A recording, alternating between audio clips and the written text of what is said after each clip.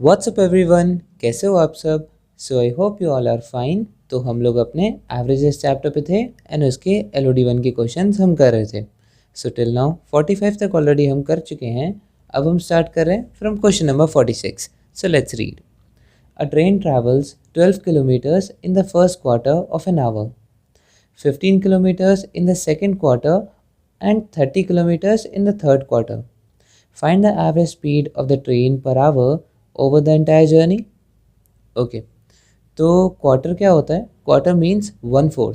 जैसे हम हाफ कहते हैं ना, तो आधे का भी आधा मतलब हाफ का भी हाफ एक क्वार्टर होता है। ऑलराइट, तो क्वेश्चन में बोला है अ train travels 12 kilometres in the first quarter of an hour. तो एक घंटे का पहला क्वार्टर, ठीक है, तो 1 आवर्स कितने होता है? 1 आवर हो गया आपका 60 मिनट्स, है ना। तो 60 मिनट्स का क्वार्टर यानी 1/4, तो इसका अगर मैं 1/4 कर दूं तो ये कितना हो जाएगा? 15। करेक्ट। तो वो ये बोल रहा है कि पहले के 15 मिनट में ट्रेन जो है वो 12 किलोमीटर्स ट्रैवल कर लेती है, दूसरे 15 मिनट में दूसरे क्वार्टर में वो 15 किलोमीटर्स ट्रैवल कर लेती है, एंड जो थर्ड क्वार्टर है उसमें वो 30 किलोमीटर्स ट्रैवल कर लेती है। ठीक है, तो ये बताओ find the average speed of the train per hour over the entire journey. Okay, तो एक ट्रेन ने 12 किलोमीटर्स पहले कवर किया, यहाँ से स्टार्ट किया, दिस इज़ 12 किलोमीटर्स। ऑलराइट, तो 12 किलोमीटर्स उसने कितनी देर में कवर किया? 15 मिनट्स में। ठीक है, आगे क्या बोला है? 15 kilometres in the second quarter, फिर नेक्स्ट 15 उसने किलोमीटर्स ट्रैवल किया, ये भी कितनी देर में? 15 मिनट में। ठीक है, मैं ऊपर डिस्टेंस लिख रहा हूँ और नीचे टाइम लिख रहा हूँ। And 30 kilometres in the third quarter, और फिर 30 किलोमीटर्स उस ट्रेन ने ट्रैवल किया इन द थर्ड क्वार्टर, कितने मिनट्स में? 15 मिनट्स में। तो ये बताओ एवरेज स्पीड कितनी रही ट्रेन की per hour over the entire journey. तो हमें पूरे घंटे में उसकी एवरेज स्पीड देखनी है ट्रेन की। ठीक है, तो अब फोर्थ का तो मेरे को दे नहीं रखा स्लॉट, फोर्थ मिनट का, क्योंकि 15 15 15 45 मिनट ही हुए, 15 मिनट और होते तो एक घंटे का पता चलता ना। कोई बात नहीं जी, हम इसी का ही निकाल लेते हैं, इसे आवर में कन्वर्ट कर लेंगे, कोई प्रॉब्लम नहीं है। तो एवरेज स्पीड का हमने एक फॉर्मूला पढ़ा था जी। एवरेज स्पीड का फॉर्मूला होता है total distance upon total time, right. तो टोटल डिस्टेंस यहाँ पे कितना हो गया? 12 किलोमीटर्स, 15 किलोमीटर्स एंड 30 किलोमीटर्स। तो 15 + 12 27 + 30 57 किलोमीटर्स तो हो गया आपका total distance. Upon total time आपने कितना लिया? 15 15 15 यानी कि 45 मिनट्स। ठीक है, तो ये तो हमारी एवरेज स्पीड जो है ये इस समय आ रही है किलोमीटर्स पर 45 मिनट्स में, है ना। अगर मैं इसे कैलकुलेट करूं तो ये मेरी एवरेज स्पीड आएगी किलोमीटर्स पर 45 मिनट्स में, लेकिन हमें तो जानना है किलोमीटर पर 60 मिनट्स, है ना। इसी को ही तो आप बोलते हो किलोमीटर पर आवर, है ना। तो अब इसे आवर में कन्वर्ट करने के लिए क्या करेंगे? भाई 45 मिनट्स है, डिवाइड बाय 60 कर दिया तो आवर में कन्वर्ट हो जाएगा, और फिर ये 60 ऊपर चला जाएगा, तो 57 मल्टीप्लाइड बाय 60 अपॉन 45। तो 15 टाइम्स 3, 15 टाइम्स 4, 3 1 3 एंड देन 3 9 27। तो 19 टाइम्स 4 है, ये आपका आ जाएगा 76।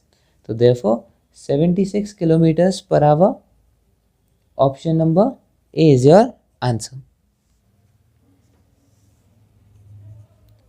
Now question number 47. The average weight of 6 men is 58.5 kg. If it is known that Ram and Tram weigh 65 kg each, find the average weight of the others. Okay, तो ये बोला है भाई 6 आदमी थे, ठीक है। How many people are there? 6 men are there. उनका एवरेज वेट था 58.5 kgs, ठीक है। अब ये बोला है इनमें से, इन 6 मैन में से 2 मैन थे राम और त्राम, ठीक है, दोनों ही 65 kgs के थे। अब ये बोला है कि find the average weight of the others, मतलब अगर इन दोनों को हटा दिया जाए तो बाकी बचे जो 4 लोग हैं उनका एवरेज वेट कितना होगा। करेक्ट, ये हमसे पूछा है।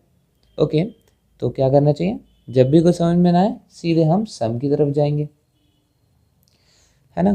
तो 6 बंदे थे, मीन उनका 58.5 kgs का था, तो टोटल अगर उनके वेट्स का मैं सम कर लूँ वो कितना आएगा, सम का फॉर्मूला होता है mean into n, that is 585 into 6, 6 5 30, 8 6 48 plus 151, 6 5 30, 351 decimal भी है ना, तो 351 kgs आ गया उस पूरे मेन के वेट्स का सम, ठीक है, जो जो 6 मेन थे। अब इनमें से मुझे तो उन 4 का ही निकालना है, राम त्राम हटा के, तो भाई राम और त्राम को हटा देते हैं इस सम में से। तो राम का वेट भी 65 kgs था, त्राम का वेट भी 65 kgs था, तो टोटल 130 kgs इस सम में से चला गया, है ना। और बाकी बचा कितना, 351 माइनस 130, दैट इज 221। तो अब जो सम है उन 4 लोगों का वो है 221 kgs, और लोग कितने हैं, 4, तो मीन कितना हो गया, बच्चे बच्चे को पता है मीन का फॉर्मूला होता है sum upon n, that is 4 times 5 is 20, then 21 again, 4 times 5 is 20, then 2 5, तो 55.25 kgs is your answer, option number D. Now question number 48. The average score of class of 30 students is 56. What will be the average score of the rest of the students if the average score of 10 of the students is 59? तो ये बिल्कुल 47 की तरह ही है। अब उसमें weights की जगह क्या दे रखा है, स्कोर दे रखा है। तो 30 लोग थे, n = 30, 30 स्टूडेंट्स, और उनका एवरेज स्कोर, भाई कोई टेस्ट दिया होगा, कोई एग्ज़ाम दिया होगा, तो उसमें ऑन एन एवरेज उन बच्चों का स्कोर आया है 56 का, ठीक है।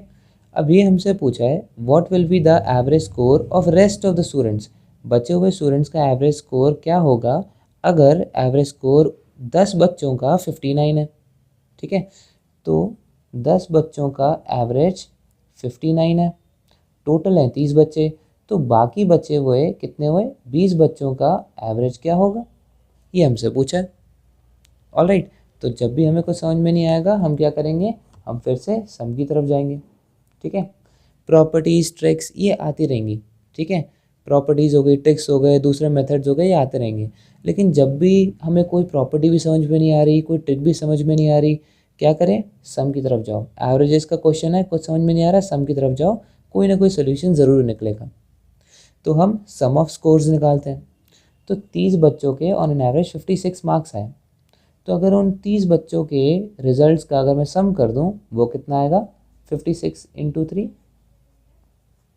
18, 5 3 15, 168, सो 1680 आ गया इन बच्चों के स्कोर्स का सम। अब ये 10 बच्चे जो हैं इनका मुझे एवरेज पता है 59 स्कोर है, तो सम कितना आ गया, सम हो गया 590, ठीक है। अब अगर मैं इन 30 बच्चों के जो स्कोर्स का सम है उसमें से ये 10 बच्चों के स्कोर्स का सम माइनस कर दूं तो मुझे ये 20 बच्चों के स्कोर का सम मिल जाएगा, बिल्कुल मिल जाएगा। ये 30 बच्चे टोटल, उसमें से 10 का स्कोर हटा दिया, बचा कितना, 20 का स्कोर, तो 1680 माइनस 590 ये कितना हो गया, 1090, है ना।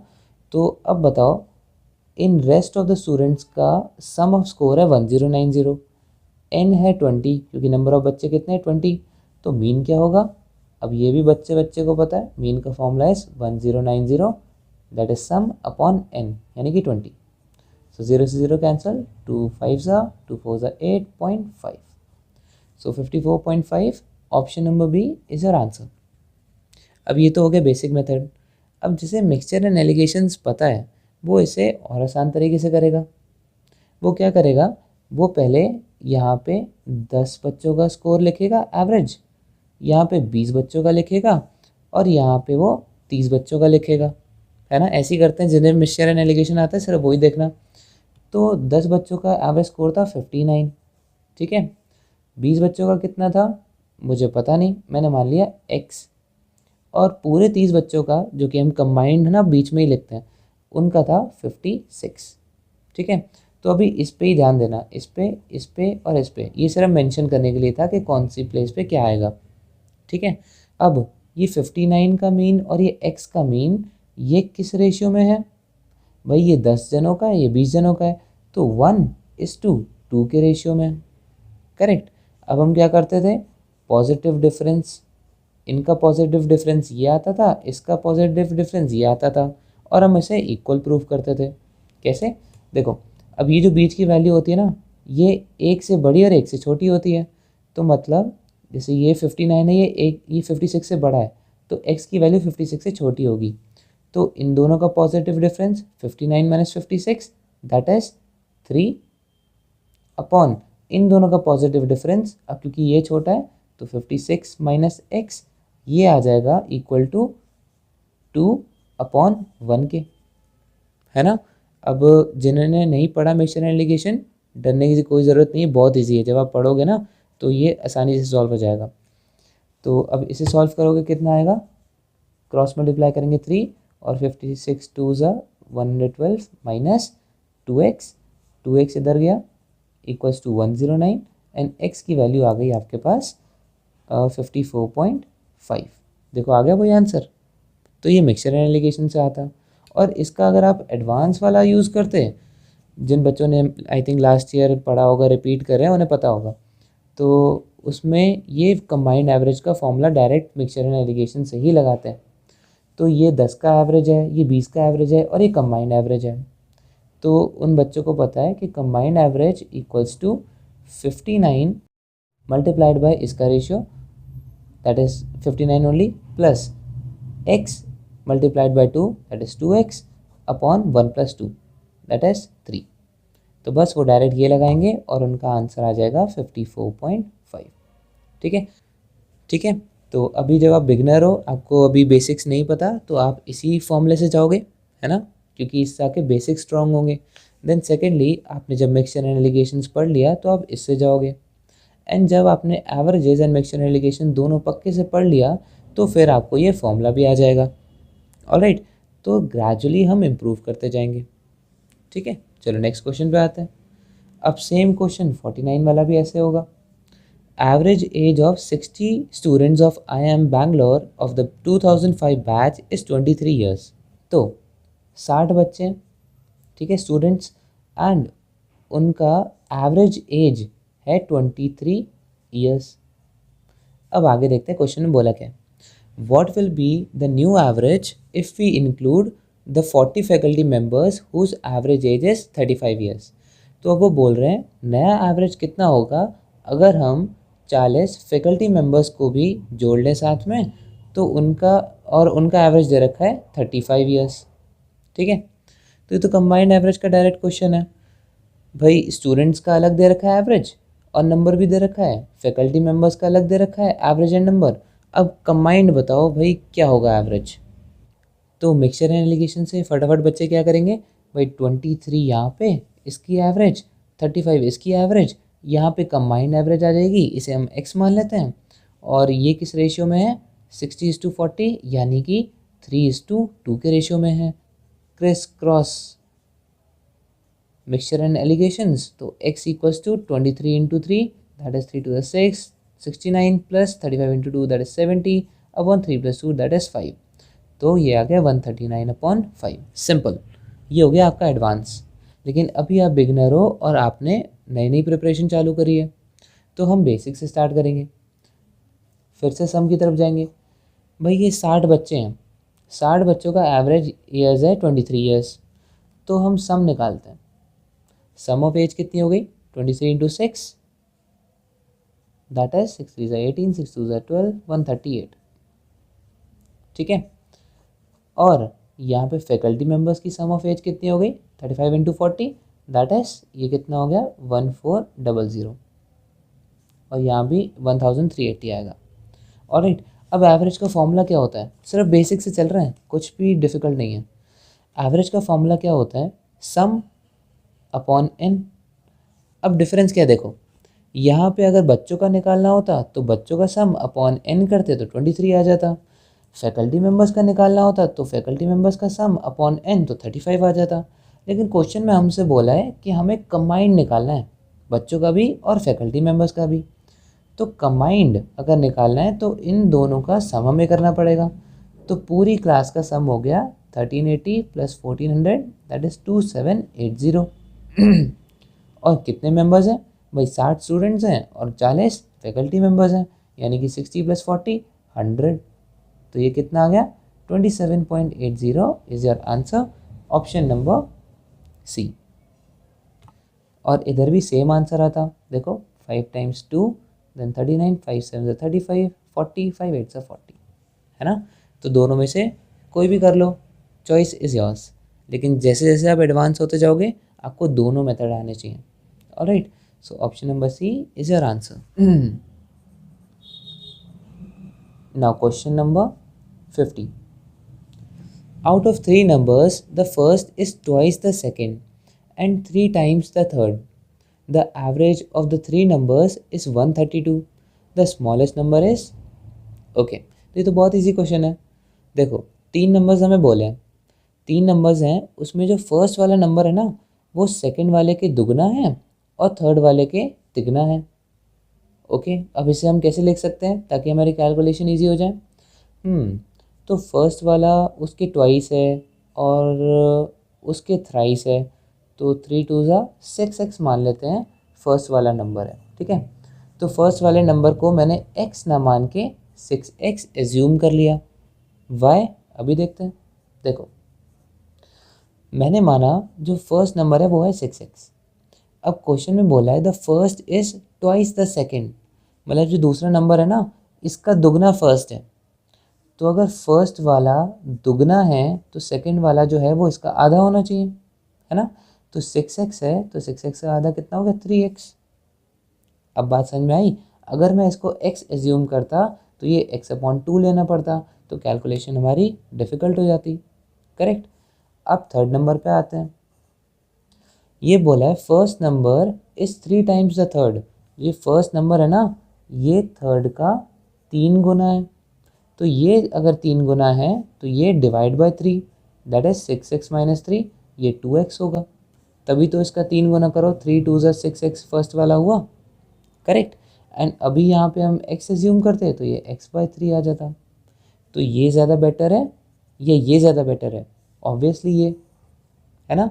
तभी मैंने यहाँ पे 6x लिया था। ऑलराइट, अब आगे क्या बोला है? The average of the 3 numbers is 132। इन तीनों नंबर्स का जो एवरेज है ना वो 132 है। तो हम अपने हिसाब से पहले एवरेज निकालते हैं। तो इन तीनों नंबर्स का अगर मैं सम करूं तो सम आएगा 6x plus 3x is 9x plus 2x that is 11x upon numbers कितने हैं 3।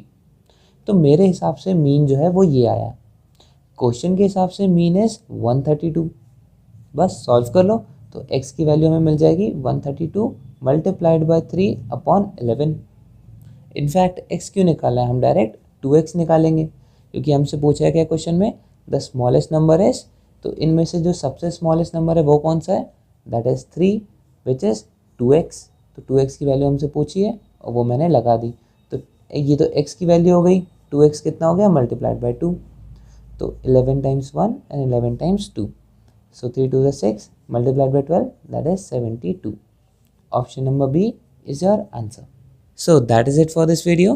These were the solutions from 46 to 50. I hope आपके समझ में आया होगा। कोई भी प्रॉब्लम हो तो इसे कमेंट सेक्शन में पूछ लेना। एंड अगर वीडियो अच्छी लगी so do not forget to like, share and subscribe to our channel. And thank you so much for watching. Keep learning.